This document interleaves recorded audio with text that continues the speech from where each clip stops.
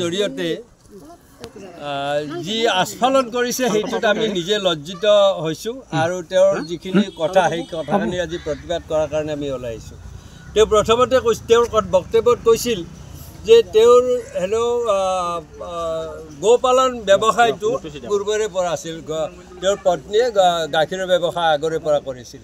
কিন্তু আজি আমি প্ৰতিদিনত পালোঁ যে তেওঁ যে গাখীৰৰ ব্যৱসায় কৰিছিল, গোপালন কৰি আছিল, এইটো হেনো শপতনামাত দাখিল কৰা নাই। গতিকে এইটো দুটাৰ কোনোবা এটা মিছা, এইটো হ'ল প্ৰথম কথা। দ্বিতীয় কথাটো, তেওঁ আদানী আম্বানীৰ কথা কৈছে, কিন্তু তেখেতে পাহৰি গৈছে আদানী আম্বানী হ'ল ব্যৱসায়ী, তেওঁলোক বৃহৎ পুঁজিপতি, কিন্তু এও হ'ল জনপ্ৰতিনিধি। আৰু তেওঁৰ ঘৈণীয়েকে এই ছাবচিডি বা ৰাজসাহায্য লোৱাটোৰ আমি বিৰোধিতা কৰিছিলোঁ, কিয়নো অসমত বা নলবাৰীত আৰু অধিক গোপালক আছে যিসকলে অতি কষ্টেৰে এই ব্যৱসায়টো কৰি নিজৰ পৰিয়াল চলোৱাৰ উপৰিও বহু লোকক সংস্থাপন দিছে বা এটা উদাহৰণ হিচাপে তেওঁলোকে সমাজত দৃষ্টান্ত দাঙি ধৰিছে।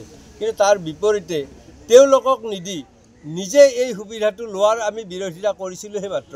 কিন্তু এই কথাটো নিউজ চেনেল বাতৰি কাকতত অহাৰ বাবে কালি দুটা নিউজ চেনেলৰ সম্পাদক আৰু মালিক পক্ষক যিদৰে তেওঁ আক্ৰমণ কৰিছে, এইটো খুব লজ্জাজনক কথা। তেওঁ পাহৰি গৈছে যে গণতন্ত্ৰৰ বিধায়িনী দল যেনেকুৱা এটা স্তম্ভ, ঠিক তেনেদৰে সংবাদ মাধ্যমো আন এটা স্তম্ভ, মানে গণতন্ত্ৰৰ চতুৰ্থ স্তম্ভ বুলি কয় সংবাদ মাধ্যমক। গতিকে সংবাদ মাধ্যমক এনেকুৱা আক্ৰমণ কৰাৰ কাৰণে আমি সঁচাই লজ্জিত অনুভৱ কৰিছোঁ। তাৰোপৰি তেওঁ আন এটা কথা কৈছিল যে তেওঁ কৈছিল যে তেওঁৰ বিষয়ে যি কথাটো ওলাল এইটো তেওঁক সাংবাদিকে সুধি ল'ব লাগিছিল।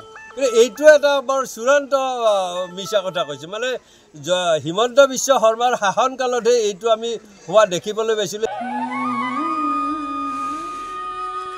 CTC আৰু অৰ্থডক্স চাহৰ অপূৰ্ব সংমিশ্ৰণ দিহিং পাটকাই চাহ। ইয়াৰ প্ৰতিটো চুমুকত আছে আমেজ ভৰা সতেজতা। সেয়েহে মোৰ একমাত্ৰ চইচ দিহিং পাটকাই কৰক চাই।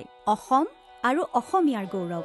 আপোনাৰ দিনটো সতেজ কৰক দিহিং পাটকাই চাহেৰে। জয়ন্ত মল্ল বৰাই অসমৰ লাখ লাখ মহিলাক লাখপতি বনোৱাৰ সপোন দেখুৱাই যোৱা 2 বছৰ ধৰি নিজৰ ব্যক্তিগত পৰিয়াল স্বজনক সময় নিদি পিনে কেৱল মাত্ৰ বিজেপিৰ মূৰত দৌৰাই থাকি কেৱল তেওঁৰ নিজৰ পত্নীক যেতিয়া লাখপতি ৰাজসাহায্য দিলে, এই গোটেই কথাটোৰ বিৰুদ্ধে আমাৰ নলবাৰী জিলা কংগ্ৰেছে বিভিন্ন মাৰ্জত পৰ্যায়ক্ৰমে আমাৰ আন্দোলনৰ কাৰ্যসূচী চলাই যাব।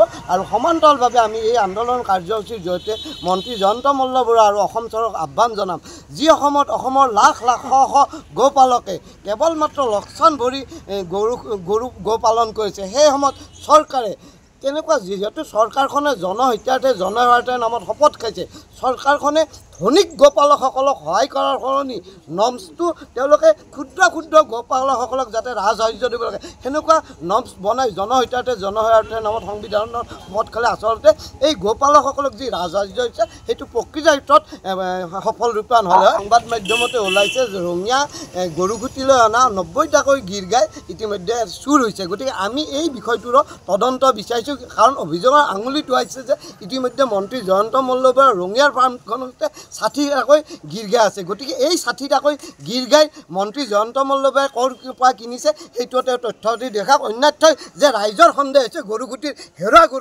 গৰুবোৰ এই কিন্তু সেই কথা চুৰ কৰা গৰু তেওঁৰ গৰু ফাৰ্মতে যোৱা বুলি ৰাইজৰ সন্দেহ ঘনীভূত হোৱাটো সত্য প্ৰতীয়মান হ'ব।